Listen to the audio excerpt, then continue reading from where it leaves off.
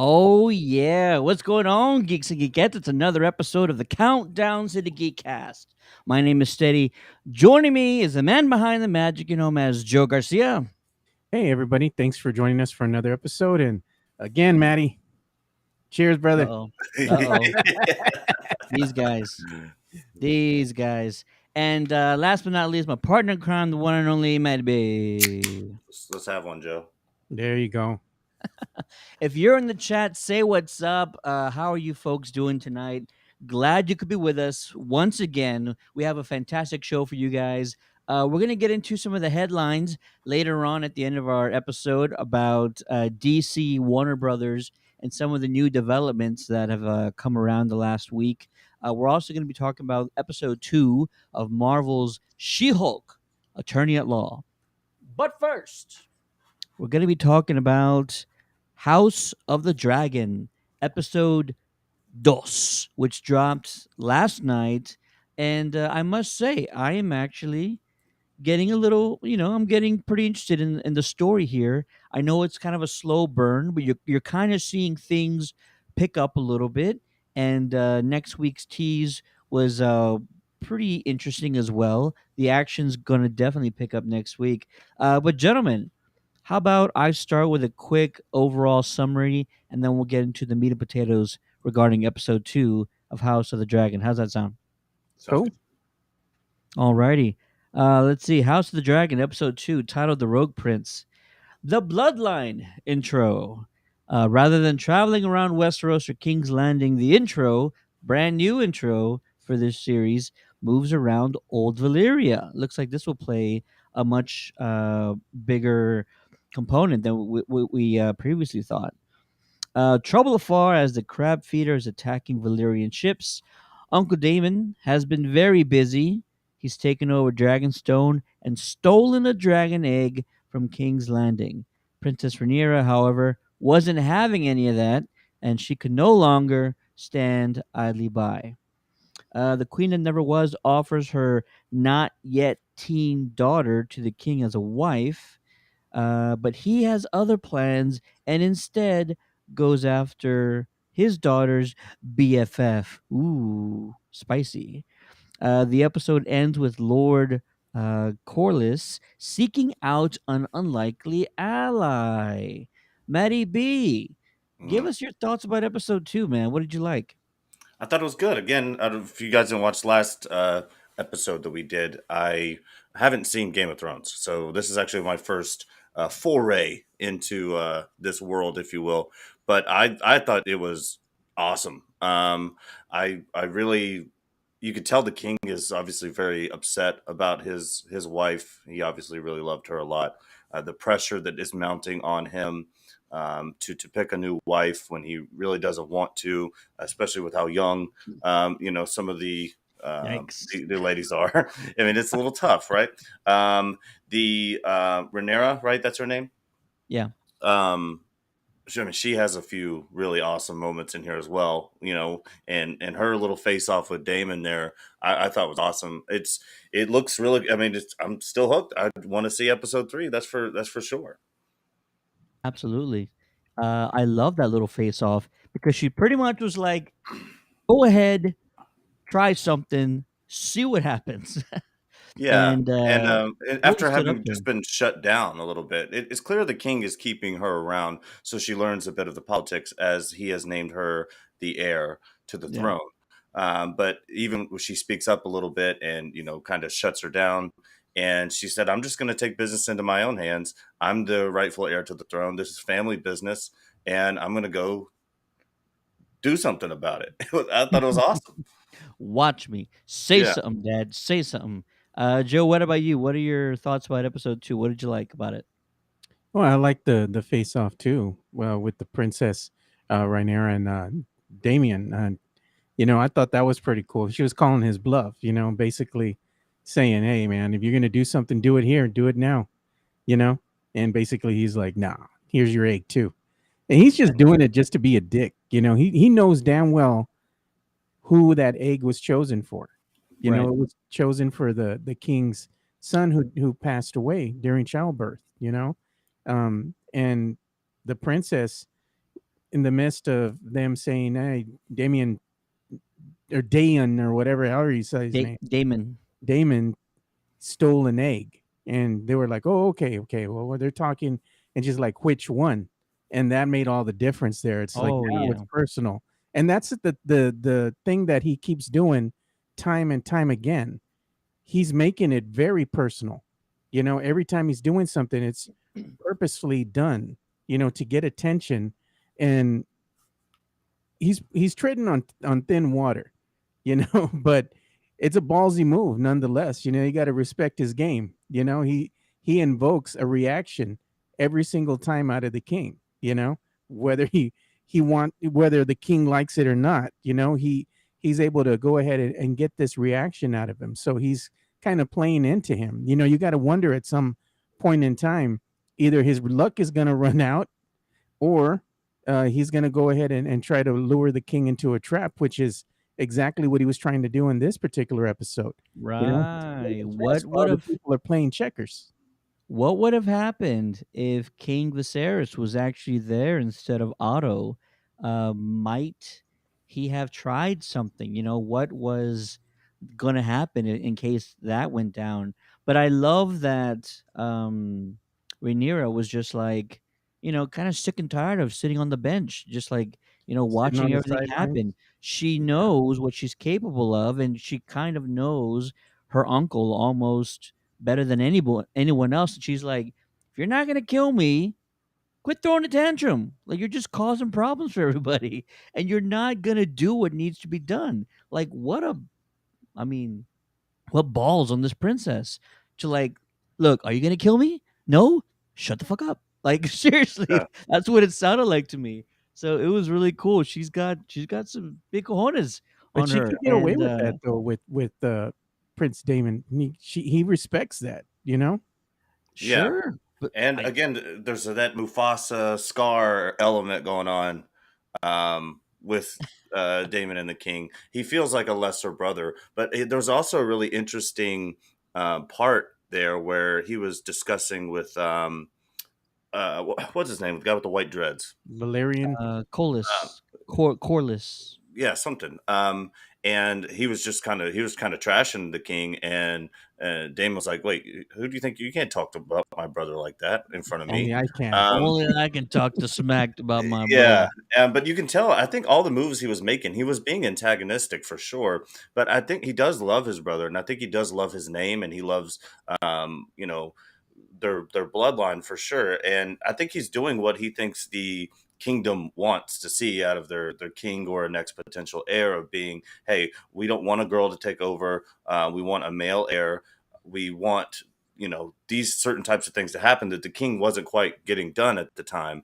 Yeah. Um, and I don't think like he hates his brother. It may come down to where they fight or something comes through, but I do think that he still loves him because that little part of the scene was very interesting to me. That he wasn't just going to let somebody just talk shit about his brother. But we didn't even talk about the time jump. There was a time jump there. It was 6 months. 6 months, yeah. We're on one Which, for 10 years soon, right? The actors are going to be yeah, replaced. and I'm actually, I mean, I'm kind of disappointed about that. I mean, what they're gonna do and why it's necessary, will has yet to be seen. But I mean, we're gonna get so invested and this actress Rhaenyra, she's done a fantastic job so far. But yeah, by the end of the season or before the end of the season, they're going to do a major time jump. And what will be the reason? I guess that's the part of the Lion King where Simba goes off and becomes an adult. So she's got to find a warthog. She's got to find Timon and a Pumbaa. meerkat. Yeah, and then Yeah. she's gonna age 10 years, and then she'll come back. It's the Lion King. It's exactly what it is. Well done, Matt. You figured it Yeah, all out, sir. it is the Lion King for sure. We kind of skipped over what the High Towers have going on right now. Mm. Alicent seems like she really does like the king, I think, or at least she's doing a good job of making it seem that way. But it seems like her dad definitely has different plans, and that he will probably want to try to replace that bloodline, and the High Towers will be the rulers of the land. Did you guys get that out of it as well, or?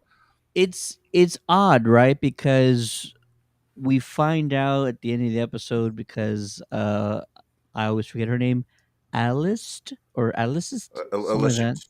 Alicient. Sure, Alicent. Alicent, Yeah. Alicent. Allison, yeah. So either way, she says like she's doing this. She's coming from a place of being genuine and really helping the king, but she knows her dad's been putting her on to do this, and he's definitely got ulterior motives. Like Yeah. it's not 100%, out of the kindness and goodness of her heart and all that. So and I think there is some selfish feelings in there.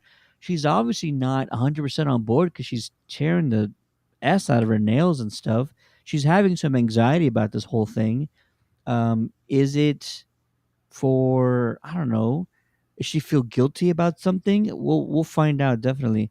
Lexi Nerds in the chat says episode two's themes seem to be all about manipulation. And Damon is such a good villain, though. Definitely digging him. I completely agree. He's pretty awesome. Joe, what about you? The High Towers, the dad, he definitely is trying to maybe half raise the family status, but also the other half doing something good for the kingdom. I mean, he knows the king's going to have to wed somebody. Why not it be our family tree? Something like that. But what are your thoughts about that whole Hightower situation? Yeah, I think at first I think it's her. Alicent is listening to her father, but as she spends time with the king, and I think she's starting to develop her own agenda. That's something that she hasn't told anybody, including her best friend nor her father. So she's playing the game uh, to perfection right now. Maybe that's why she's always biting her nails, because she knows in order to get to where she wants to get to, she Yeah. might have to, in fact, lose her best friend. And sure enough, what happens at the end? Boom. The king's like, hey, I'm picking your BFF to be my bride and have my baby, you know? Ooh, sorry. And then, the princess, I mean, she just is adamantly upset and takes off because aside from this, relationship that Rhaenyra has with Alicent, it's more than just a friendship. Y'all are getting that vibe too. She has a thing for her, it seems, other than Really? just pure friendship. Yeah. It's like there's feelings there for Allison, and I think that's one of the reasons why she was so upset and stormed off and took off, because she feels a certain way for her, and then having to see your crush be wed by your dad. I mean, that's kind of brutal, man. I thought that she actually has feelings for Sir Cole, Sir something Cole. Sir Cole? The guy who beat Damon in the. Yeah. I don't know, man. I'm I just kind of saying. thought she was kind of feeling him a little bit more I think than. she liked him, but only because he made Damien look like a dumbass, and he Yeah. has combat experience. Let's not forget that. He does, and I also think that was like half part of it was that she kind of has a little bit of feelings for this guy. She at least finds him attractive, and so she's kind of putting him in the right position. Not only is he going to be closer to her, but he'll also get in good with the king, and then she'll see him around more often, because now he's inside the castle. So I kind of feel like that was partly the reason for giving him that position. At least that's what I'm taking away from it. That there is some sort of feelings, or at least she finds this dark haired guy attractive. So we'll see how that plays out. But yeah, definitely.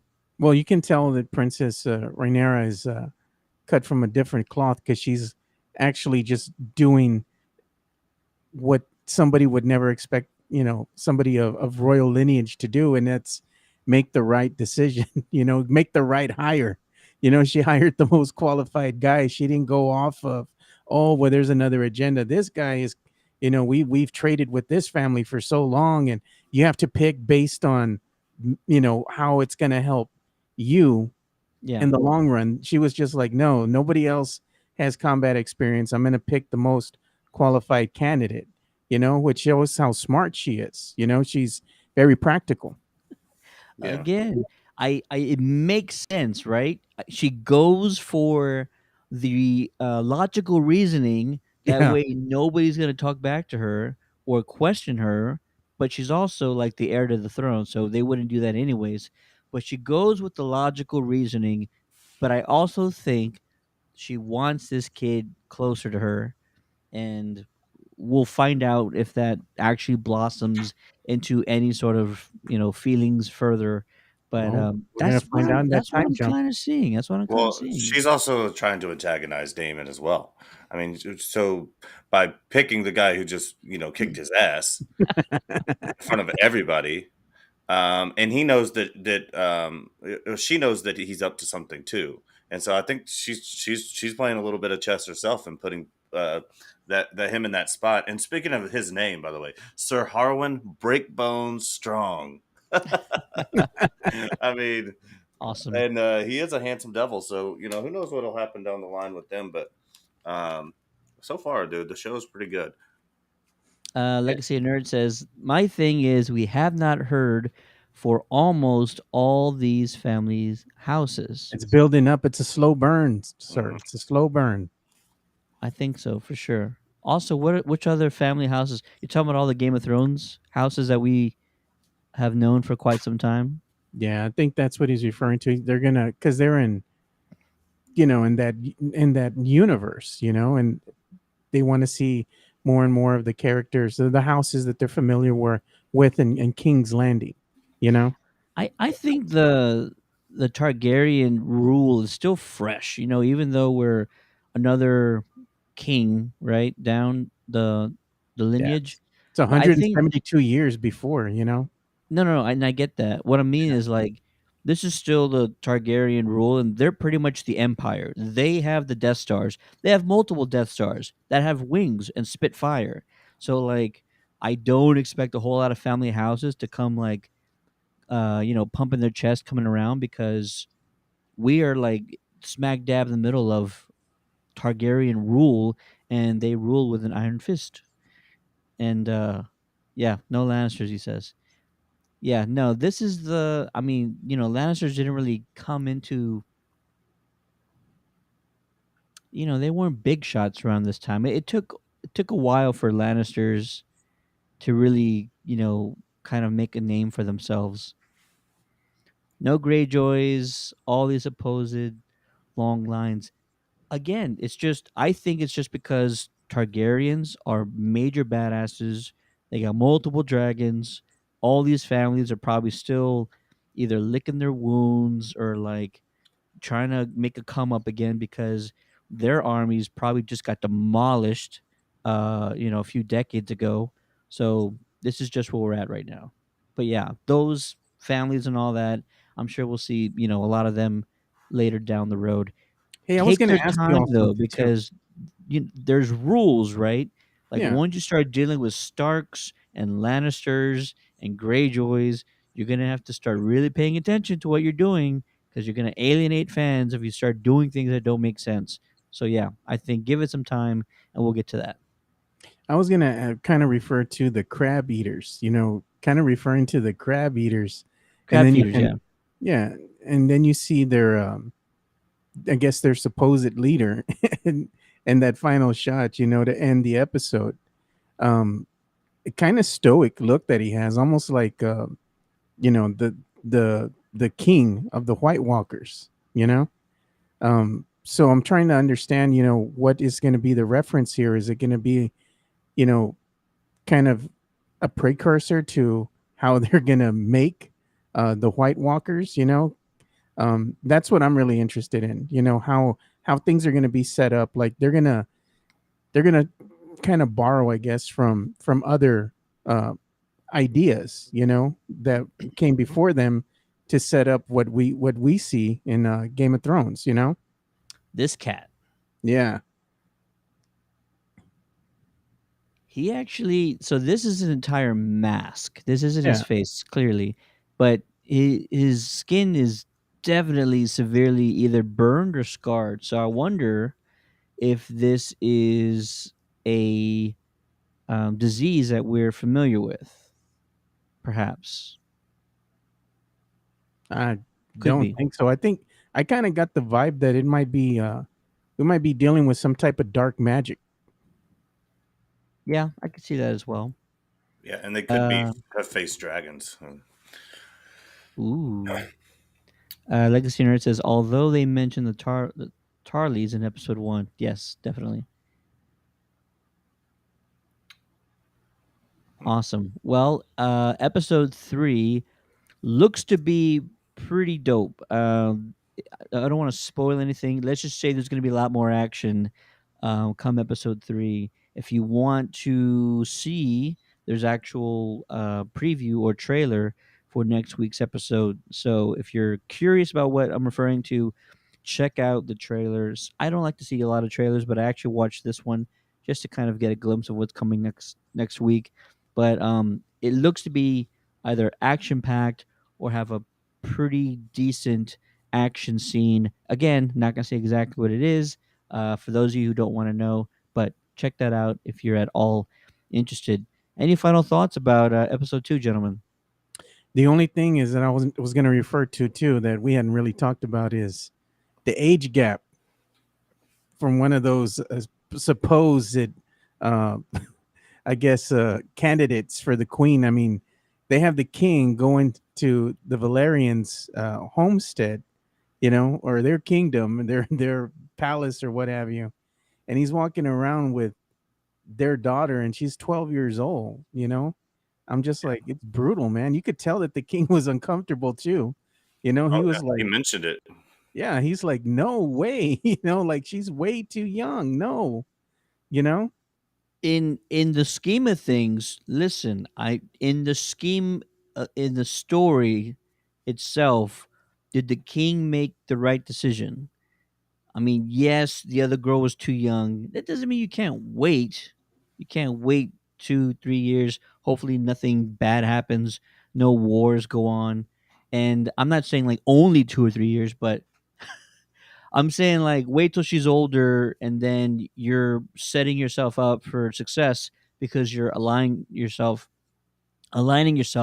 with a powerful Valyrian family with like money, power, ships, all that kind of stuff.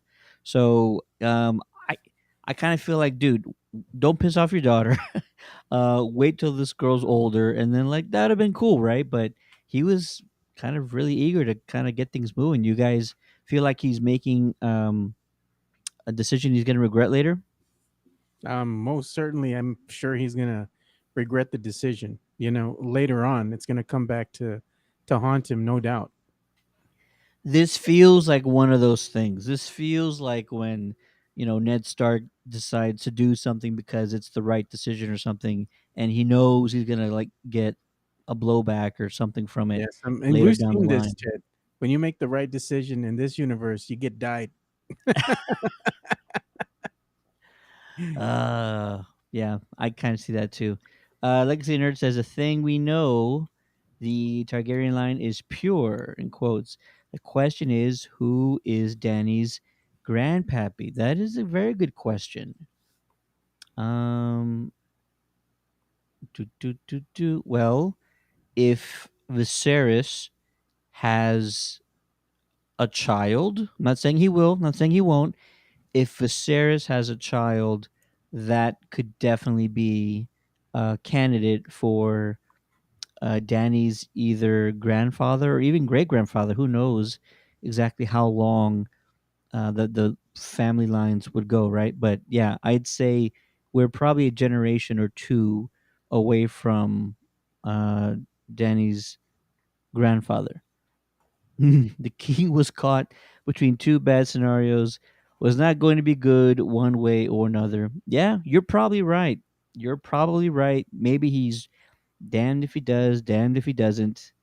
Um, you know, the only I other think they bring option out some is candidates though. Like, how they had with the princess, right? And they brought out sure. these knights to be her bodyguard. Why didn't they bring out, prospects to be the queen and say, hey, these are your choices, my king. Swipe left or right, brother. Yeah, well, there's a lot more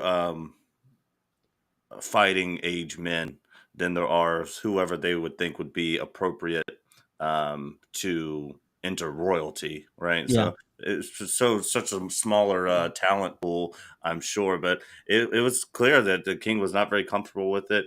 It may come back to haunt him, but yeah, it would have. Legacy knows, right? He's going to get haunted by the decision either way. I mean, at some point, there's going to be trouble because of this decision, no matter which way he made it. Well, he got screwed the second he was offered the daughter. Did he? How did he get screwed? Because if you reject it, then it's like, hey, she's not good enough for me. Oh yeah, yeah, yeah. I get you. That's why I was kind of saying, like, maybe you don't rush into this. Maybe you wait, give it some time. Wait till this girl's older, and then, you know, do the kingly thing then, because he's gonna be forced, no matter what, to just keep continuing this Targaryen line, this bloodline. Right? That's just his duty. His duty is to rule and make uh produce heirs, and that's it. Like those are your two jobs right there. So yeah, I get it. Awesome. That was episode 2 of House of the Dragon. Let us know what you guys think if you're watching this video later, or maybe you're listening to the audio podcast version of this episode. Send us a message on Facebook, or you can also email us on the contact page of our website at www.countdowncitygeekcast.com. Oh, you know what? It's a very good question. What is going on with all that rot? He's definitely suffering from something. And usually, when you have something this severe in Game of Thrones universe, you're not coming back from it. Did happen once. We saw it's Samuel Tarly help, I forget his name, with the disease he had. Could this be maybe where he got that information from?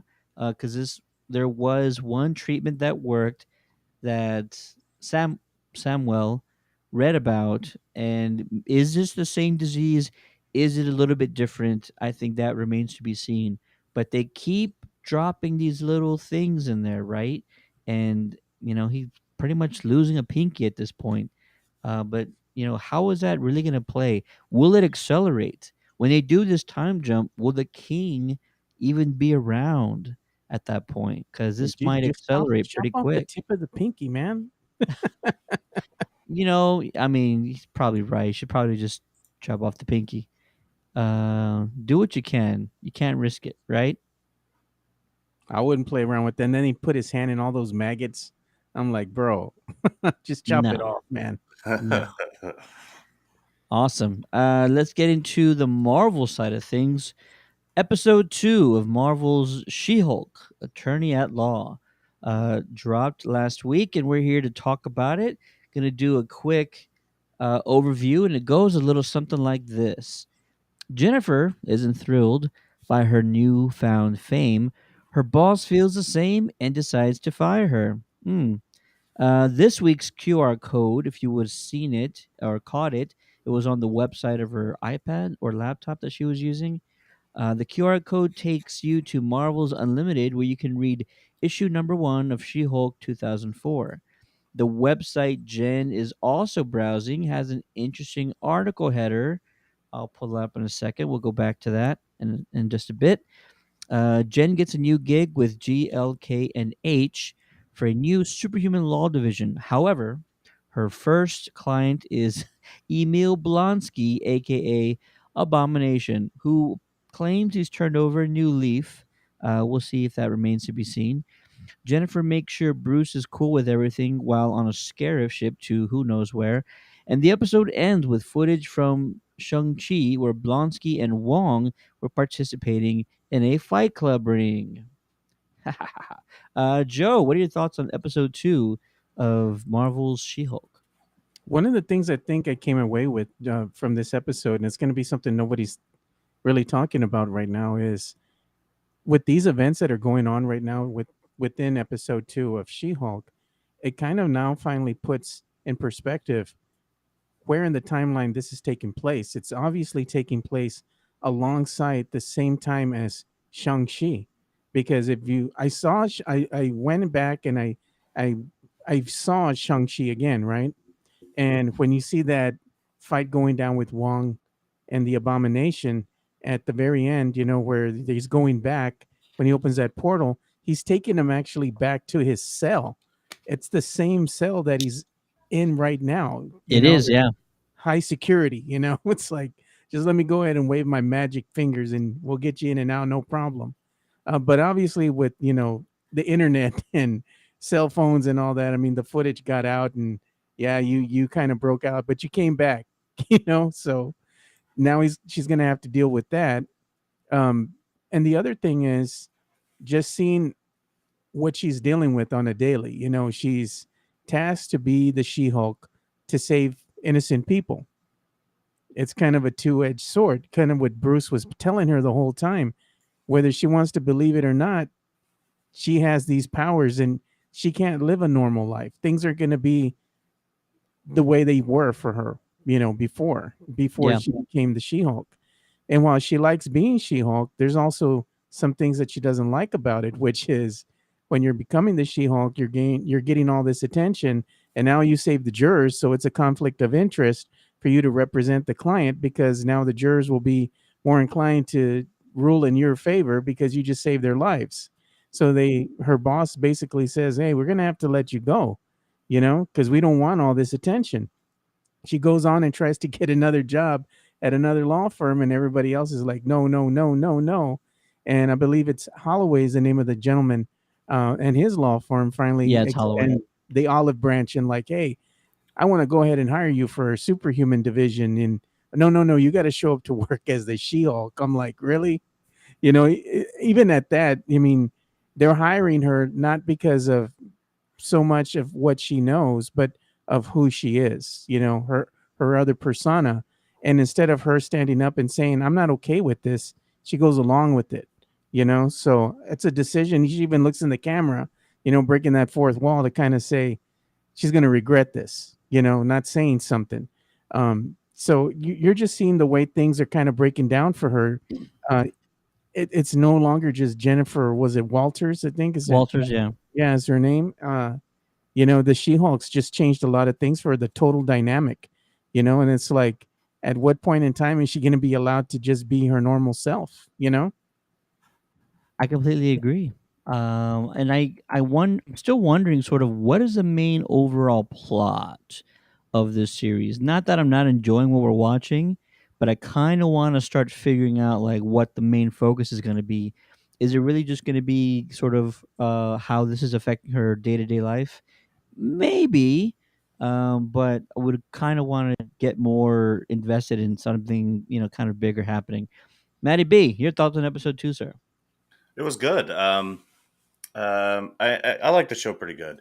They put a lot of plot armor around um, her representing Blonsky because I mean, if we would have looked at that situation before seeing episode 2, we would have thought, well, there's no way. Would there be a conflict of interest because she is family with Bruce? Bruce would not be okay with it. I mean, obviously, Blonsky tried to kill him, and so they kind of just skipped over that. Oh, yes, no problem. He signed a waiver, and then Bruce was like, "Yeah, it's no big deal. We took care of that a long time ago," which seems a pretty significant thing to have happen off screen.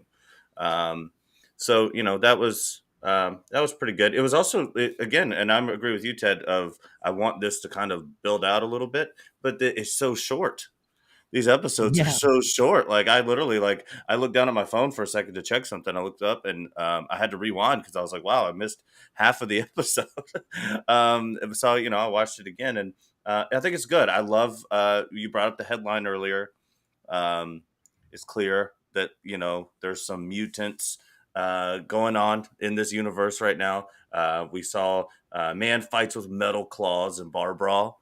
Um, and another funny headline just below that was why is there a giant statue of a man sticking out of the ocean for the Eternals? But Finally, yeah, somebody talks about that. yeah. But still, they just kind of glazed over it. I'm really interested in seeing the whole thing with the Abomination take place. Like maybe that'll be her big bad. I don't think so, but it's clear that somebody wants her out of there. Her new boss, I don't think, is up to good. There you go. All right. I like that idea. I don't know why I haven't thought about that yet, Yeah. but He yeah, wants her that's to fail, Ted. what He wants her to fail. He keeps you setting her think up for so. failure. Yep. What's the motivation behind that then? It's something about him wanting to, I guess, get back at maybe not her, but maybe Bruce has something to do with his I guess with this storyline, He doesn't like the Hulk per se, so even though she is a Hulk, he still wants to go ahead and ruin her. I think he has a bigger issue with Bruce, and he's using her as a pawn. It seems like there's an obvious, to me it seems at least, that there's an obvious push to get Blonsky's PR cleaned up, and for whatever reason that might be, um, may lead us into who the group of the big bads of this is going to be, and they want Abomination out of jail. They, and it seems very much so like that's the push for it right now is to get Blonsky cleaned up for whatever reason they need to do that. I mean, why do they have to do that? So I don't get it. We lost Bruce, so he's gone for at least a couple of Oh episodes. gosh. Yeah. I'm So like, oh, here we go. but now it looks like that the Hulk is gone. It looks like somebody came and took the Hulk on purpose, and now they have him off on this mission. And now the Abomination is going to get out, and there's not going to be anybody to really take him down. You know what I mean? But It's also like he wasn't taken against his will. He was clearly like, I yeah, gotta run this errand. He was yeah, pretty much cool with it. but he could be tricked. That's all I'm saying. Um, Possibly, but it seemed more like it was something he almost expected. Real quick, we got a lot of stuff going on in the chat, but I don't want anybody who might have missed it. This is our first official sort of tease at Wolverine. Like, if anybody's been wondering, X Men, when are we getting the X Men? When is this going to happen? I mean, we got Charles Xavier in a variant of Charles Xavier in Doctor Strange 2, right? Have there been any more teases? yeah, Miss Marvel, Miss the things. Marvel, they dropped the mutant thing, Didn't yeah. WandaVision too? No. Hmm. I don't recall. But this is like the first, potentially first, sort of tease or Easter egg regarding any of the X-Men characters outside of us seeing a variant of Charles Xavier. That's pretty cool. So, I mean, I'll ask you guys this question later on. Is Marvel going to stick with this idea that they're already here, they've already been around, and is there a way for them to achieve that by, telling us that these mutants have already existed, and they've just been like what in hiding, not really doing anything, or perhaps certain events in history have changed things. Maybe Loki, by the end of Loki, when the multiverse sort of went haywire, maybe that is sort of the event where they sort of popped up. Who knows? It's up to Marvel to have to explain it. All right, let me get back to Oh, the let chat. me let me blow your mind with this. In the Uh comic oh. books, Titania is a mutant. Ooh, there you go. So you've already had the mutant um, acronym thrown out there in Miss Marvel, right? Yeah, And Yeah. now you have She-Hulk fighting back a mutant in Titania. Well, in the comics, she's a mutant. I don't know what they're going to make of her in this particular universe that we're in, but I thought it was a very clever way that they went ahead and introduced Bruce as a passenger on the Sicarian cruiser or this spaceship. And it's a good way for him to just go ahead and leave the episode, or not the episode, but the series per se, because the focus should be solely on Jen, not on Bruce. It was just yeah. kind of a segue, and I think he's going went ahead and played his part, and now that from here on out, this should just be Jen's series. And we're gonna see what's going on with her without Bruce. So I'm interested to see that dynamic and how she's going to be able to handle the pressure. Because she was already calling him kind of to talk. And he was actually saying, "Hey, how you doing? How things are going for you?" that kind of stuff. And he knows it's hard, and she's just barely seen how hard it is to be a Hulk, more or less an attorney. No, absolutely, absolutely. Ryan's in the chat. What's going on, Ryan? Says She Hulk trash.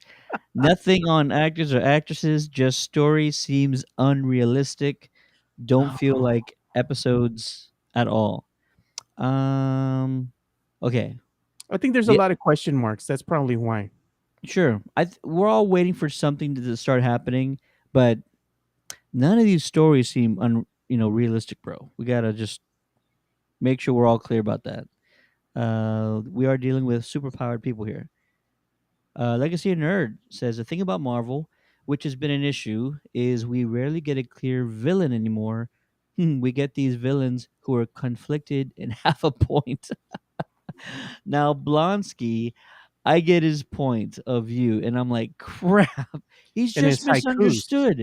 It's It's just like just Cobra Kai. Those guys were just misunderstood, and Danielson was just the bully in all those movies, and that's where we're at. He just wants a clear villain again. I get it. I totally get it. And he says Abomination is being set up for the Thunderbolts. I'm down. I'm totally down. I hope we see that. Rudy's in the chat saying, "What's up? What's going on, Rudy? But Appreciate you yeah, joining, man. do you guys want to speculate at all about Always this Wolverine thing? Because it sent me down my own little rabbit hole. And do it. so Tell us." based on the headline alone, we know that Logan has already gone through his transit. He's already got the adamantium. He's he's already the Wolverine. Whether or not Xavier has found him yet, like we usually get that with in our movies and our Wolverine stories, is that Xavier finds them and sort of he knows he's a rough guy, but knows he can really help out. Or is the X-Men already going on? And they're just sort of hidden from the world as we know it. Maybe Xavier wanted to keep them off of Tony's radar for a long time. Maybe have they all been going on this whole time and we just haven't known it? How they introduce them in here is going to be very interesting to me. Because again, we already know now that Wolverine has already gone through his transition, so there's no need to show that, I guess, right? Well, look at No. what they're doing right now with She-Hulk. They're introducing you to other superhuman characters in Hmm. Titania. They're showing you how dangerous they can be. I think this is a precursor or setting things up already, the foundation for the Mutant Registration Act. I'm sure that at some point in time, this will be a thing as more and more superhumans come to light that aren't just superheroes, that they're born with this genetic trait. Somewhere along the lines, they're going to have this coming out, of the mutants. And, I think at this time that they've been here this whole time. They just haven't uh, had the spotlight on them because of the blip, because of everything else that's been going on with, you know, the Avengers and Captain America, Tony Stark, the Black Widow, the focus and Spider Man. The focus has been on these superheroes, not on the actual mutants. And I think at this point in time, too, I believe that maybe some of these mutants don't realize that they are mutants. Maybe they're going to start showing more and more of them realizing, hey, there's something special about me. Maybe their powers are starting to come into play here. Maybe we'll be introduced to some of these mutants as they're getting their powers as teenagers. It definitely could be something like that where their powers are sort of coming into the fold, into um they're blossoming, or they're being activated by some means. Is somebody behind all that? Is that going to be a future movie where like Magneto is activating a mutant gene in people? That would be cool. And that would be a long sort of game that Marvel's playing. And I'm kind of hoping for stuff like that. I'm still wanting, and I know that more fans out there are really wanting to see more connective tissue between movies. They want to see, plots, and they want to see villains, just like Legacy Nerd was saying. They want to see build they want to see tension building towards something across all these properties. Like we're at that point now. they Well, look at what Ryan's saying. Look at Ryan's comment. Put that on there. The we'll second get comment in that there. he We'll get has. in there. We'll get Yeah. in there definitely. Let's see. Where am I at? Here we go. Legacy Nerd says, "Nah, man, it's the Mortal Kombat crossover. Baraka is coming." All right, let's get to Ryan. Let's see. Let's see. This show feels unreal because of how they treated Hulk in the series MCU. Hulk is such a character that never got his project that he deserved. Overall, I think She-Hulk was way too soon for Hulk. These Marvel shows don't feel like shows; they just feel like a long ass movie that is cut and split into what they are saying are episodes. I could see that. There's probably some that don't really fit that build, right? Loki was very episodic for sure. I like the way they kind of did WandaVision. I wasn't that invested in Anthony Falcon. Mackie, Falcon and Winter Soldier. Yeah, what am I missing? I feel like there's another one. Oh, Miss Marvel. Miss Marvel felt episodic. I Yeah. think that felt kind of clear, concise. Um, and you know what? Like I see what you're saying about a Hulk, but the thing is, Marvel couldn't do anything with him. They didn't They have don't the have the rights, rights. Yeah. you know. So they did the best they could with what they were allowed to do, and we're still wondering like, do they even have the rights back? There's been rumors, but none of those have been confirmed by anyone at Marvel or Disney. So you're probably right. Hulk never got the big solo film he needed under the Marvel Studios umbrella for sure because they haven't had the rights to Hulk at all. But he did have two solo films and they're building off of those. So they're kind of like, we can't do anything with him by himself. And also, you kind of got two solo films to begin with, and they're just building off of those things. So in a way, it's like you kind of got Hulk a little bit how you're expecting him to be. Plus, all the way through Avengers, he was big and bad and angry and all that stuff. And now this is just them continuing on. They probably don't even have the rights yet, or if they do have the rights back, there's probably stipulations on how soon they can actually do anything with those rights because there's always, fine print and all of these things once you get properties back in house. So I see your Yeah. point, but also I think they're doing the best they can with what they got.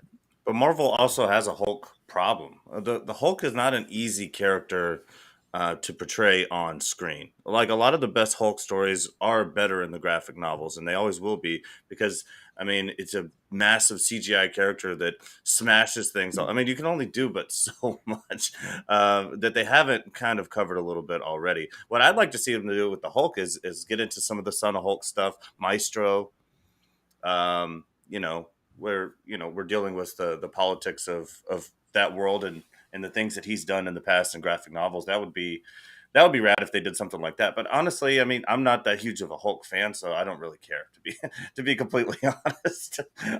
He's he's a hard character to portray on screen. And again, I don't like Mark Ruffalo either, so that takes me out of it as well. I still want to see Red Hulk. I've been wanting to see Red Hulk since like Avengers, since really the Incredible Hulk with Ed Norton. I've been wanting to see Red Hulk since then. Yeah, Abomination's totally cool. Like him a lot. Red Hulk, he's like my favorite sort of Hulk villain. So still can't wait to see that I happen. like the Gray Hulk, man. I like the storylines with the Gray Hulk. Yeah, no, for sure, for sure. Legacy Nerd also says it would be dope in one of these shows. At night, they show a flash of light on the Statue of Liberty Island, and everybody is like, "That was weird." Oh man, you're talking about, well, when you say flash of light on the Statue of Liberty, the first thing that pops into my head is Men in Black. Yeah. Is that what you're talking about? Are you just talking about when they did that thing in No Way Home? No, he's Let me talking know. about X-Men the movie. Yeah. Oh, they can't do it exactly like that. We all know that, right? Hmm. Well, they do own the rights now, so they could do whatever the hell they want. They can't. It's so difficult to tell us that these cats have been around doing these things that we've seen and like haven't bothered at all to like help New York City in any sort of way, get involved with all of these, issues around the world. You have to play it right. You have to, I always say it, what fits into the realm of possibility. If you tell me that Charles has had his school, these cats have been a team for like over 10 years, and that they just haven't bothered to like reach out to anybody or help anybody, or we don't see them in the news, like, I don't think that's going to fly with everybody. I really don't. I think you have to use that as canon in a separate universe, right? But the X-Men in this universe, what they're calling 616, right? Yeah. You have to write them that in a way that makes sense in this universe. They probably aren't even a team yet. They're probably still like doing their own thing. Charles is trying to get his school going. I honestly feel like Marvel Studios is probably leaning towards casting Giancarlo Esposito as Charles Xavier. For those people who think like it's not a big deal or it was just like a wish of his, there's more to that interview that we haven't like posted in short form video. But if you go and you check out the full panel, he talks about the discussions they've had together, and in those discussions, he says, I think they're ready. I think they are ready to start making some changes to some of these origin stories and taking They some have to. risks. They Yeah. have to because they cannot. You cannot go. I don't think. Back to Joe's point, I don't think you can do a mutant registration act. I don't think you can do any of that because the world that we're introducing them into, um, the world is already comfortable with the idea of beings with superpowers. We've been through a lot with beings with superpowers. It'd be really tough sell to the public in this universes that suddenly these ones specifically we have to get rid of or something like that. And if the mutants were sort of like, there was a bad groups of mutants that were causing trouble in places, then the Avengers in this universe would just take them out. So it's like the way that they introduce the X-Men into this is going to have to be completely different than the origin stories that we've seen before because the politics that they used in those movies won't make sense in this universe. Yeah, I think this series is going to be a little bit more important than people realize because as she goes ahead and goes through her life, and we see a little bit more and more about Jennifer Walters trying to digress, or trying to, navigate, let's say, uh, this current world that she's in, and you're seeing more and more of these superhumans come to light. At some point in time, you have to kind of question and think and scratch your head and say, at what point in time are they going to have rights? Right now they're always on trial for something, but at some point in time, if you're going to go ahead and, let's say, want to not introduce the Mutant Registration Act, but you want to give rights to superhuman beings, this series would be the time to do it. Because even though they do have superhuman strength or they can teleport or do whatever, they have these suits or whatnot, they have rights just as any other human being does. And I guess going through this series, would be something to see that kind of come to light. How are they going to protect them? You know? Yeah. Yeah, it's tough, and we saw a lot of. I mean, all through these movies, people have been on trial for all kinds of different things, For and crimes. and Tony Stark, he had a bunch of famous court scenes, but it is a question to be asked, and you think the government in these universes would be asking these types of questions. I mean, how do you file an insurance claim on a building that the Hulk smashed? You know what I mean? Like, at some point, somebody's got to pay the piper. If they're just going to be out there gallivanting around using superpowers. So it would be Yeah. good, and having it's already a law based show. Um, it's clear that that's her skill set. So it Yeah. would be nice to kind of see them dive into that a little bit This because is funny too, what Legacy of Nerd is saying, because we saw this in Miss Marvel, the Department of Damage Control. Yeah. yeah, So I think that has something to do with, them acquiring superhumans because they're trying to keep them in check, and say, hey, you can't just do whatever you want without any type of consequence, you know? and we're seeing now and now with She-Hulk that there are consequences, to them using their powers. They're on trial now. Which is kind of what I was referring to when I say that the X-Men have to be written in a very careful way, and they're kind of using all these things, right? Like, how does Jennifer Walters fit into this whole scheme of things? She's going to be used to help create this new division that's going to take a focus, and that might, like you mentioned, Joe, lead to other things. Like, this series may be the seed that they're planting to have, other conflicts with regards to either powered people or mutants, right?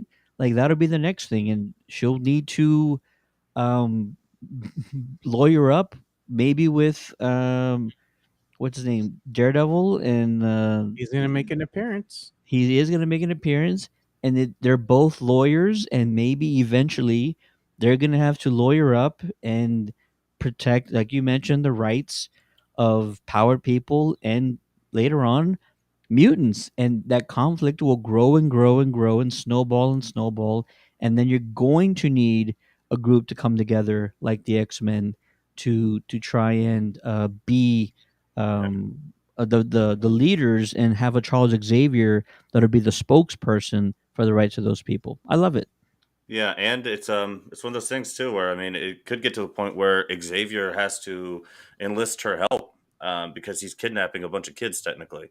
As parents, Parents are dropping them off. as I mean, but as they might try to shut the school down or something, and she has to come into the fold there to help defend him and their rights to what they're doing, but.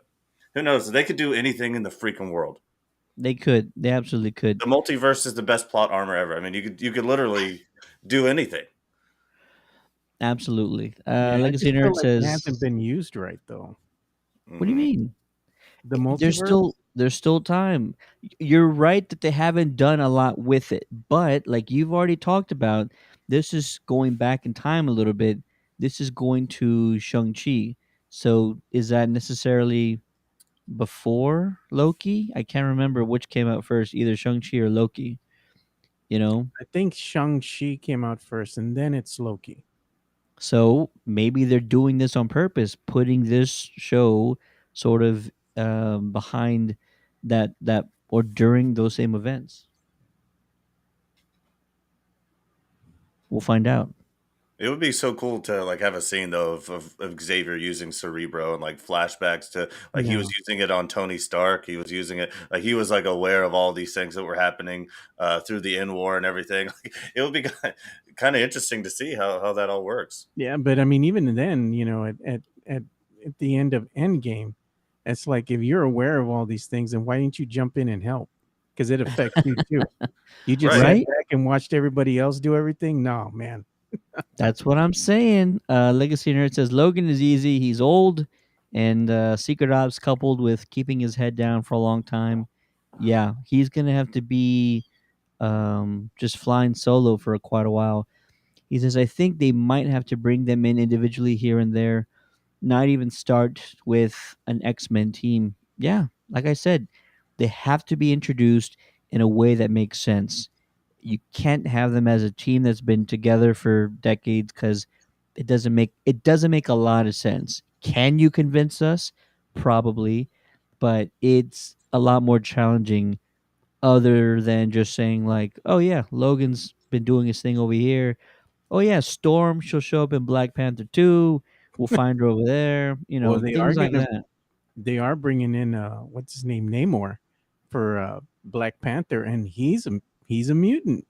You know, I mean, if you There looked you go. and you saw the trailer, I mean, they got him right down to the little wings on his feet. You know, um, Absolutely. the dude can fly.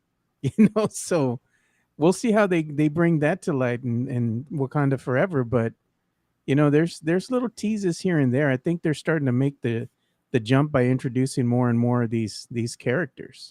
So I'm just sad. interesting to see. I'm just sad that that Captain America isn't around during this time because if when you introduce Logan, Captain America and Logan would have had such a funny dynamic because Logan is so rough and doesn't really care. Cap is like so respectful. Like they would have had like some internal beef between those two for sure.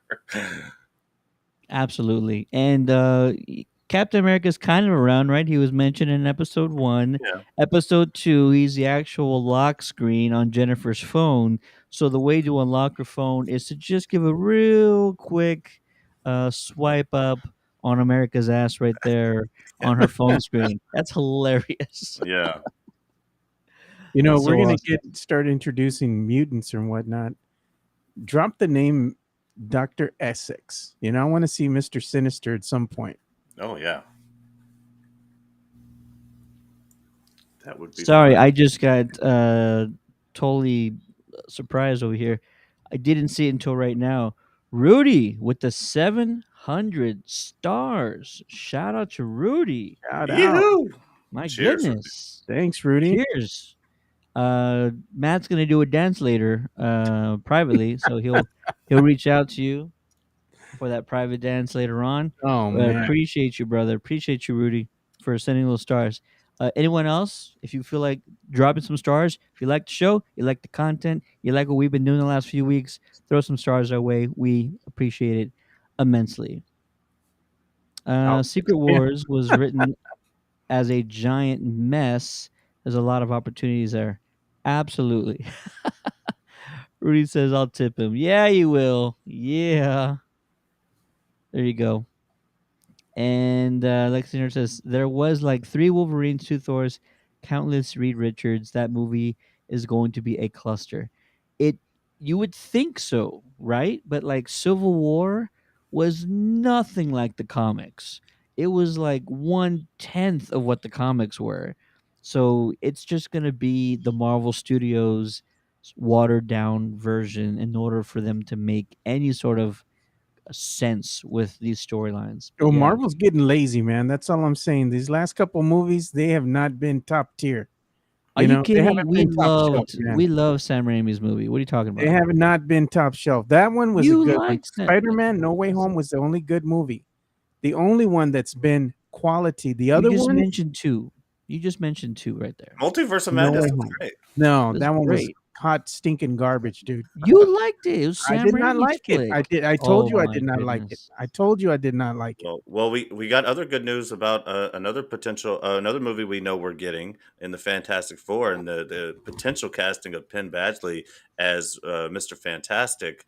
Um, that's great news for an upcoming good movie because I really like Penn Badgley, and I think he would do a great Mr. Fantastic. Yeah, I just think Marvel's getting lazy here with, they're looking forward to their next phase. They don't really care about what's going on right now. Yeah, we're kind of in between. Yeah. I think but this is also this is how good writers work. Is like you know where the road is going to end and then you start backtracking yourself and you kind of fill in the gaps, you fill in all the steps that get you to your end game, right? So yeah, we're definitely seeing the foundation that they're laying for the The end foundation has some of cracks, Ted. phase 5 and phase 6. But I feel like I'm gonna give them credit. I have faith that they're gonna stick the landing when it comes to phase 5 and phase 6. Um Bagley, who you mentioned earlier, there's gotta be a video somewhere, probably when season 2 or 3 of You came out. I guess it was season 3, right? That just ended like last Yeah, year. There's got to be a video of right around that time where I said he would make a good Reed Richards. So if it happens, yeah, you heard it here first. I will take full credit for that, even though like it was just a throwaway thing. But I will take full credit because I said he would make a great Reed Richards. So yeah, If I'd be totally down with that. Giancarlo Esposito does become Charles Xavier in an Yeah, upcoming series or film, that means that Teddy's going to have to go ahead and get a tattoo on his arm. Yeah, yeah, what that is it gonna say? What is it gonna say? Whatever the hell you want it to say. You heard it here first. You heard it here. Hey, With him in uh, the chair and everything. yeah, that's a good one. And there's other news that I saw. It looks like DC, and we're going to segue into that now. I'm sure, right, with the Dan Lin. Right after Um, this. okay, because I just Right it after. does look like they're really trying to pull him for freeze for Ooh. for the Batman 2. So we'll see. Oh man, as He All long as won't right. it's do not us. Arnold, man. No Arnold Schwarzenegger, please. Freeze. No, man. Tonight's forecast, a freeze. Legacy Nerd says Doctor Strange was so cool when Nash got the Book of Dead, Oh god. Hey, the now Book that would of have been Dead, dope. the chainsaw. Yeah. That would have been dope. Just It- chill. The oh only good thing Lord. about that whole film was the song by the Smashing Pumpkins. That was it. Ooh, That and Seal. Wait, no, that No, wasn't. Steel I'm was no, sorry. no. Forever. Batman Yeah, Forever. Batman Forever. Okay, so yeah, Wrong you're film, right. You're Teddy. right about that song, and then also I liked the U2 song. I Yeah, that think that wasn't was that was good. That was good. "Kiss Me, Kill Me," something like that. I Yeah. like those. I like those Shoot movies. me, through me. Yeah. I don't think they're good, but I like those No, movies. They're Yeah, not everybody's cup of tea, man. yeah, I we're like talking them. about. The age I was when they came out. Oh my gosh. You saw it on VHS. Yeah, and I had boys, and it was campy. It Yeah. was for me right at the time. It's definitely not my favorite now, but I can still watch it and enjoy it. Oh, Yeah. Joel Schumacher. I can watch it. Yeah, Yeah. Schumacher. He Poor would guy, man. Rest in peace, Joe. rest in Yeah. peace, Joel. Let's see. That's our talk on Marvel's She-Hulk episode 2. If you are watching this video at a later time, we want to hear from you. Let us know what you thought about episode 2 in the chat. Give us your theories for what's going on going forward. What are your fan You got to theories put going forward? that comment up. Give me a second. Yeah, yeah, yeah. And then if you're listening to this on the podcast version, hello and welcome. We want to hear from you guys as well. So if you're listening to the podcast version of this, let us know your thoughts as well. You can message us on Facebook or email us on the contact page of our website at www.countdowncitygeekcast.com. And yes, Legacy of Nerd, y'all know you love the bat nipples. Don't forget the bat thong either, man. That was wild, dude. Oh Yeah. gosh. And you know what? Did you Craziness. notice, Maddie, right now when Ted was doing his little spew right now, he kind of brought his porn star voice. He goes, Oh yeah. and make sure you like this. I was like, Yeah. damn, Ted, Yeah. Nice. man, Did you Chocolate it got in do his voice. something for you? Is that why you you're got to saying put a it did rating up, something man. for you? Maybe kids are Um, watching, dude. I already cursed earlier, so it's already explicit. So we're good, Joe. Don't worry I about always it. just thought it was bullcrap that Robin and Batman got the nipples, but we just left Batgirl hanging. So I'm not gonna touch that one. Hey, all right, we got to get to some DC comics and WB news because there's something every single day. And Told you, Ramos is Ted. in the chat saying he's a child. This is too inappropriate for him. Earmuffs, Ramos. Maddie, what is yeah. the headlines for DC Comics and WB? Where is the circus right now? So, I mean, obviously, the dumpster fire that is DC and Warner Brothers. Currently, we have a lot of stuff going on, but a little bit of good news. We said for a long time we needed a Feige, someone in charge of the universe, and it looks like they picked a guy, Dan Lin, um, and he's most notable, I guess, if you're a superhero fan. He did the Lego Batman movies. He did a couple of Lego movies, but he has a very wide. Um, Career as far as being an executive producer. Yeah, He did Sherlock Holmes. He was part of The Departed, Terminator Salvation. He did the live action Aladdin. And so, and another movie that I like a lot is Gangster Squad. So it looks like he has such a wide array of different types of movies that I think it'll fit well into the DC universe. The way that they like to make their movies, so that's awesome. And getting this news is good, but I still we need to know that we can get projects done and we can get projects released for me to have faith in them again as it stands. We know that they just talk about Ezra Miller, and he came back and actually had a discussion with Warner Brothers in DC to try to make sure that the movie didn't get canceled. But that story is not getting any better. And I don't think that you can therapy wash everything away. I don't know um, how well received this movie is going to be. I know it has to be the best movie ever, or it would just be canceled already. So I still want to see it, and I will go see it, but it's not going to get good reception. But hopefully, with a guy like Dan at the helm and actually having someone in charge of this stuff, we can get some of these films actually released and free the Yeah. Batgirl, free the Batgirl. Did you see? Speaking of Batgirl, did you see that the actors were actually allowed to see a filming or screening of the Funeral, yeah. actual movie? Yeah, I did see that. That happened last Wednesday, and it was described as a funeral screening, One meaning time only. yeah, it's gonna die. It's never gonna see the light of day. And also, the directors talked about what Directors very state. explicitly said they wanted it out too. Yeah. Well, the thing is, they also stated that there was a lot of like post production work to be done. So whatever screening they got was not like a polished screening or film whatsoever. There was a lot of VFX work that still needed to be done. That happened last Wednesday. The actors, production crew, whoever else was involved, got a chance to see that. You know who else was on the Warner Brothers lot last Wednesday? You mentioned him earlier, Matt. Ezra Miller. So Mhm. apparently, Ezra had a meeting with the executives over at Warner's on the exact same day. His agent was also there, and it's really just them. They're kind of backing Ezra, and I don't want to say right now. I still need more information, and I know there's been a lot in the news already. Um, but I feel like WB is going to support him going forward. And it's so weird. The reason why Marvel is so superior to Warner Brothers, I've said in the past, Marvel can mitigate the news that comes out of their camp. If it's something that's negative in the press that comes out of the Marvel side of things, Marvel knows how to mitigate it and minimize the amount of risk that comes out.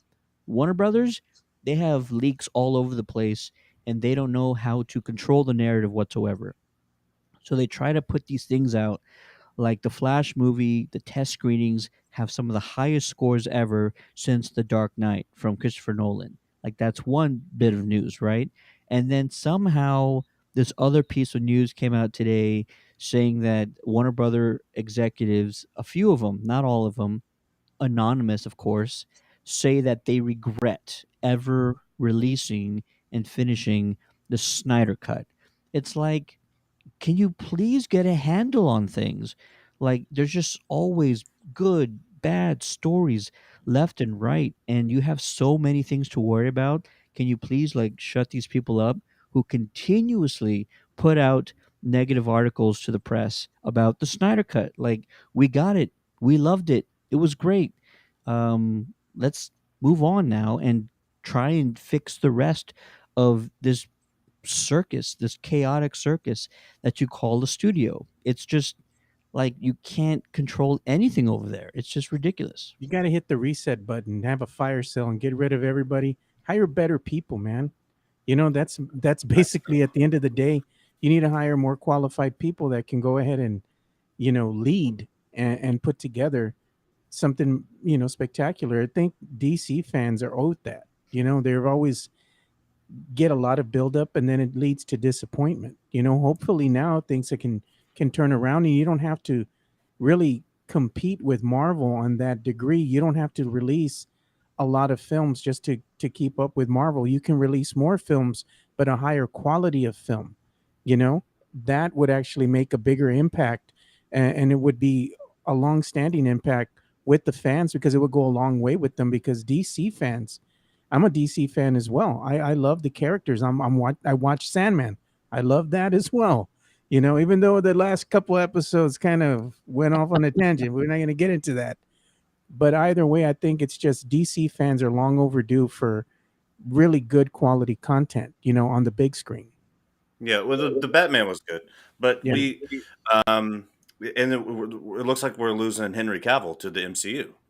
and that rumor is swirling as well. It was just a few weeks ago at San Diego Comic Con. We thought we were going to see Henry Cavill there, and that didn't happen. And then before you know it, a few weeks later, he's potentially going to Marvel, and he's the only real true base that they have as far as the universe is concerned, that's established, and we know that they can make money with.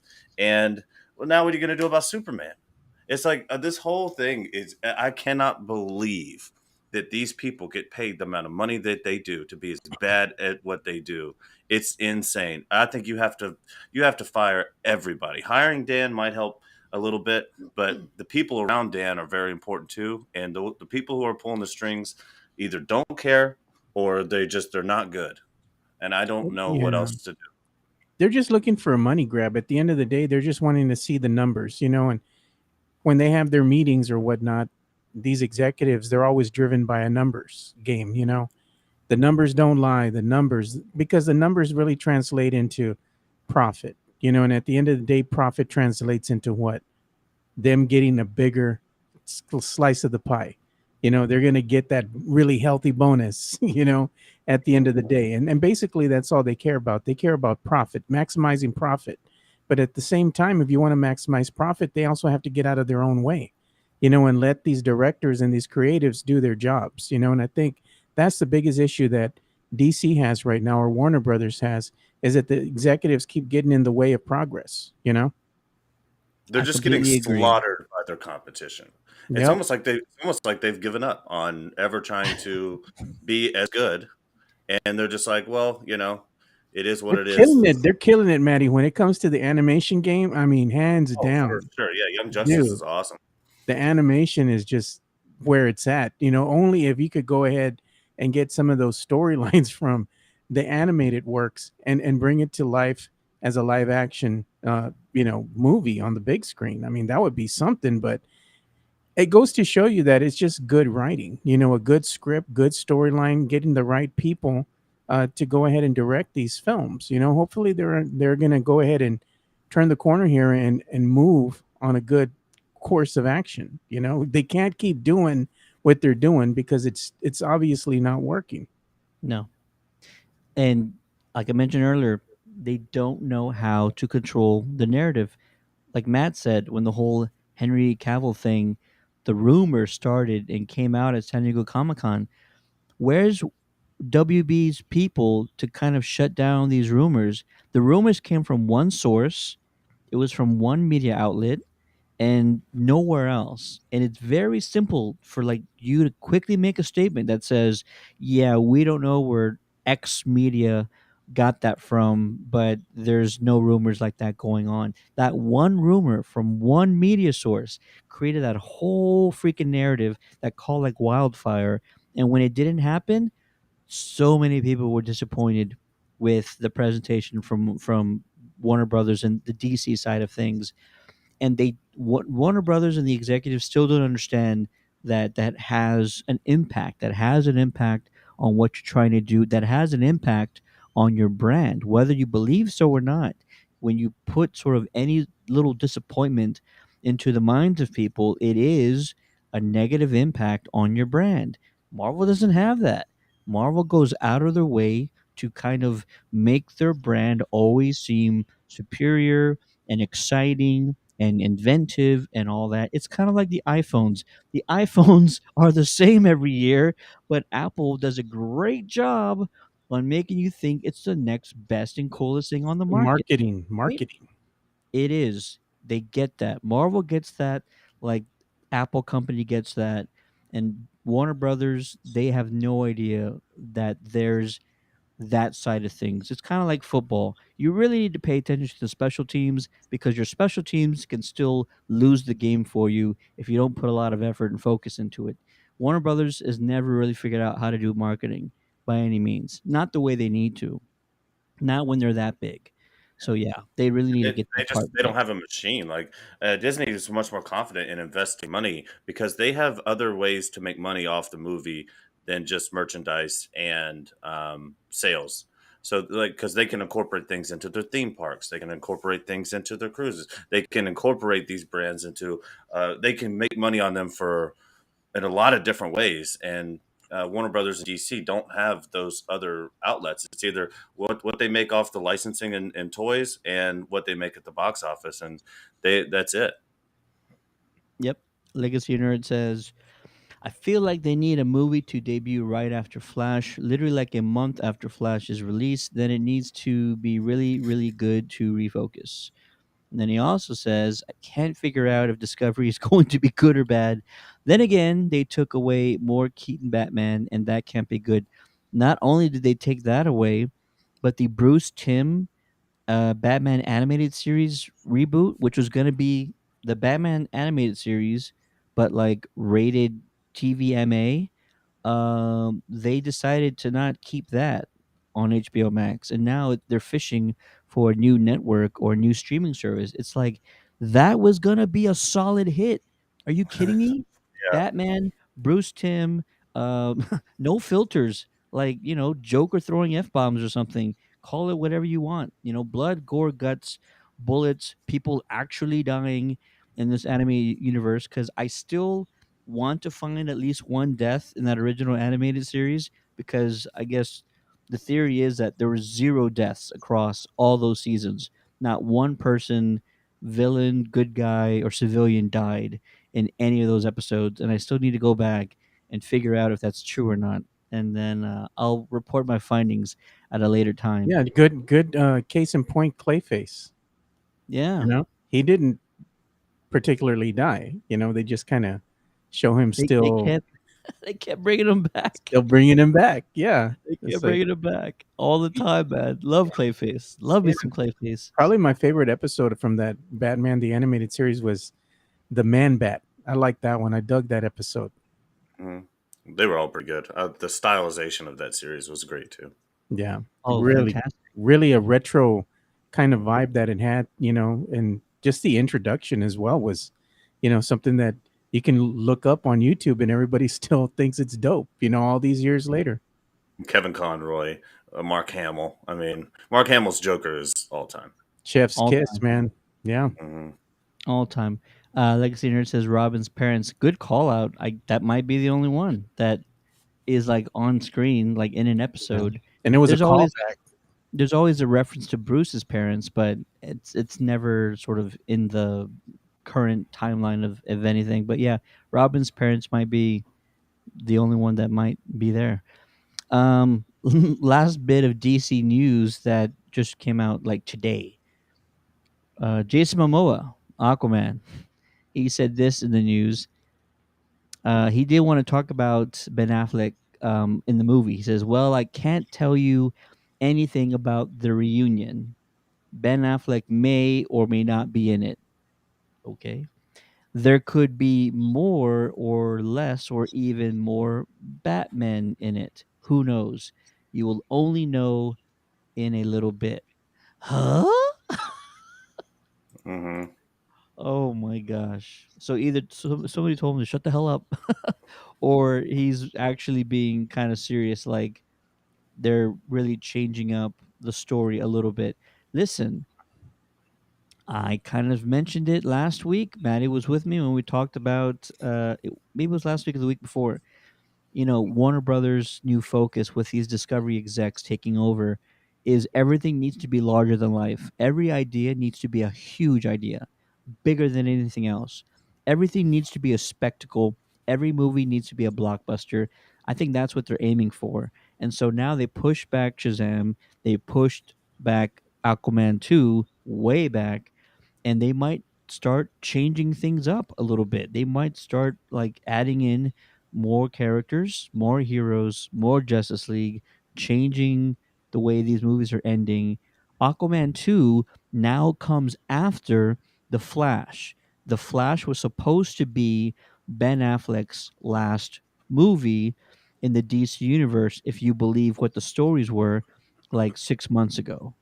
Now that Ben Affleck is confirmed to be in Aquaman 2 and it comes after The Flash, are we even getting rid of Ben Affleck at all? Is he just going to stick around? If so, yes, please. I want Ben Affleck's Batman to move forward.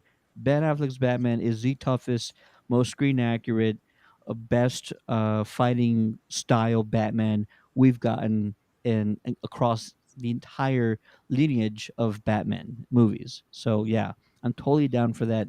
Keep Ben around, and yeah, I I'm just don't know excited. if they'll run like imagine Marvel doing that where they were running different characters simultaneous. Like if they all of a sudden like while Iron Man was out and they were starting the Avengers, like they made another Iron Man movie. Like we just with a different actor. Like we just had the Batman released with Robert Pattinson. Running two Batman stories simultaneously while you have that the TV show The Penguin out all at the same time. Don't you think that'll kind of confuse your average normie of No, no. And you know what? If I was WB and I wanted to go ahead and like fix all this, like you mentioned, clear up any confusion before any of these movies, all you have to do is like simply drop Earth Prime or Earth 2 or Earth 3.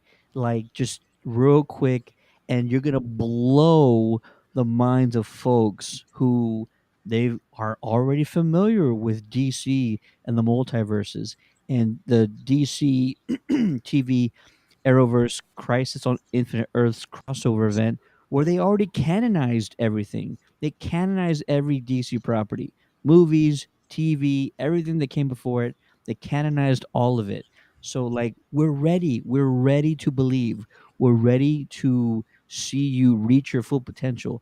All you have to do, Warner Brothers, drop a real small line, Earth Prime, before the Batman, the sequel, Earth 2 or Earth 3, whatever the hell he's in.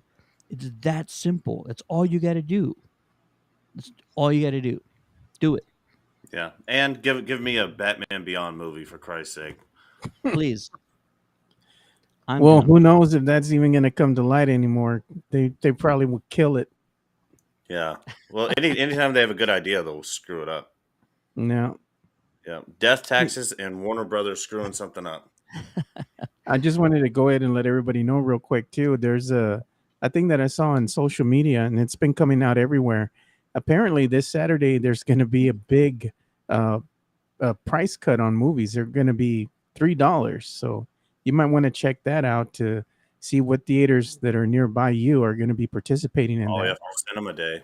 Yeah, Cinema Day. So who wouldn't want to go and watch a flick for $3? You know, Yeah, I'm gonna go. I am too. I'm going to go We should watch all like pick one and go. I'm going to watch like 4 movies that day. He's going to splurge. Nah. Yeah. Drop a whole $12. I Take might I Jericho might with you. I might rent out a theater. Does that go for the theaters too? They should be reduced in price. Probably not. They'll probably be the same price. National Cinema Day is September 3rd. Over 3,000 participating theaters will be selling tickets for $3. You're also going to get a sizzle reel for films like Black Panther, Wakanda Forever, and My Policeman, which is a movie featuring Harry Styles. Harry Styles can write some music, yo. No, my God, man. Harry Styles can write some music. I don't know, man. I don't listen to the dude. It's hard not to. The dude's everywhere. He's being played everywhere. Uh, I don't listen to radio too much. I kind of listen to my own stuff on Spotify and listen to my own playlist. That's what it's Legacy for. Legacy Nerd says, look at High Dollar Ted here, gonna spend $12. High Remember dollar when tech. movie tickets used to be like less than $12? Those were the days. Oh, come on, man. I know you spend more than $12 on a pour I'm just from craft beer. Come on, Ted. what I'm saying is remember when movie tickets were like $7 for like an evening showing? Like I remember when they were like those three were the good old bucks days. back the Really? way back when. They were like 325, 375 for a daytime matinee. Yeah. Hey folks, we're gonna get out of here, but before we do, I want to remind you guys of the Countdown City Geeks merch store on Redbubble. Choose from one of our 9 designs. I'm rocking the Ninja Geeks classic T-shirt. Shout out to everybody who's purchased a shirt already. one of our buddies grabbed a real Geekcasters T-shirt in the athletic sort of style. So that's pretty awesome. You can Yeah, find all these in different styles, not just a classic T-shirt, but long sleeve, baseball tee, hoodie. Find youth sizes, and yeah, definitely check it out. The link is in the chat. Appreciate anything that you guys purchase. Shout out to everybody who's already made those purchases once again. And yeah. Oh, you know what? Did that not go through? I saw it. no, I did. Yeah. I don't think the link showed up on Facebook. For some Um, reason, I it don't know. didn't. You were plugging the store. yeah, Oh, Yeah. I saw the link. Put the link down right now. Drop it I in the did. bottom here. I did. Okay, this time it went through. Sweet. Cool. Awesome. That'll do it for this episode of the Countdown City Geekcast. Next week we'll be talking about episode 3 of both House of the Dragon as well as She-Hulk, and there will be some movies coming up that we'll talk about. There's some additional shows we're excited about. Andor is right around the corner. You better believe we'll be talking about Andor when that bad boy comes out. That looks like it's going to be absolute fire, and I cannot wait to discuss it. Let's see here. What else? What else? What else?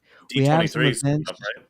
D23 is coming up. We're going to be doing some special streams when that drops. And then also, there are some events coming up around the corner next month.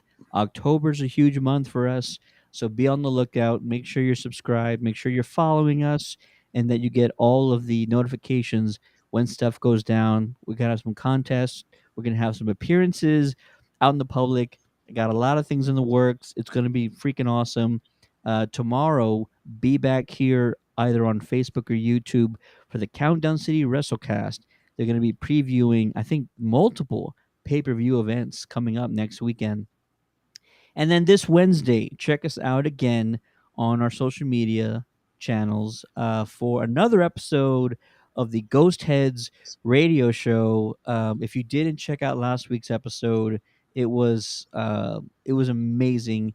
We had a group in Cincinnati, a Ghostbusters chapter over there, donate 2 Spirit Proton packs to a family, a father and a daughter who lost all their possessions in an apartment fire, and we were able to at least give them a little bit of joy and hope.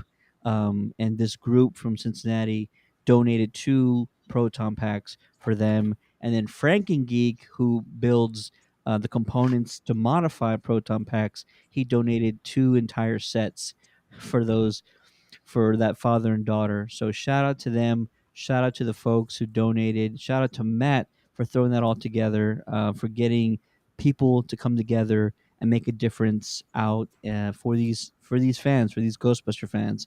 It's truly amazing to catch the Ghost Heads Radio Show every week on YouTube as well as Facebook. For the Countdown City Geekcast, my name is Steady. Joining me once again is the man behind the magic. You know him as Joe Garcia. Yeah, thanks for watching, everybody, and putting up with us for another episode. Make sure you subscribe, like, and share. And that's about all we have for tonight. We're out, and I'm about to open my third beer, Matty B. Hey, there we go. Ooh. I'm about to crush this one right here. I thought you were gonna crack it on your head like last time. No, It's my water. I got a knot on my head last time. Oh, did you? Yeah, but also I'm going to be at San Japan a couple of days this week. I'll post to the pages when I'm going to be there if you want to say what's up. Um, I'll be there as well. So if you're in San Antonio area, check out San Japan this week, and the Ghostbusters group will be there as well. Yep, San Japan, big anime convention downtown at the Henry B. Gonzalez Convention Center. I might be there one day also this week. Not You sure gonna be which in day. cosplay? Potentially. We'll see what happens. You know, bust out the onesie and go over there, man. I'll I'll put together a My Hero Academia outfit at the last Yeah. minute. There you go. We'll do it. We'll do it. And last but definitely not least, my partner in crime, the one and only Matty B. You crushing cans, crushing content, changing lives. There you go. Shout out to Legacy and Nerd. Shout out to Ryan. Shout out to Ramos. Shout out to Rudy with the stars. Shout out to Rick. Shout out to everybody in the comments. We'll see you guys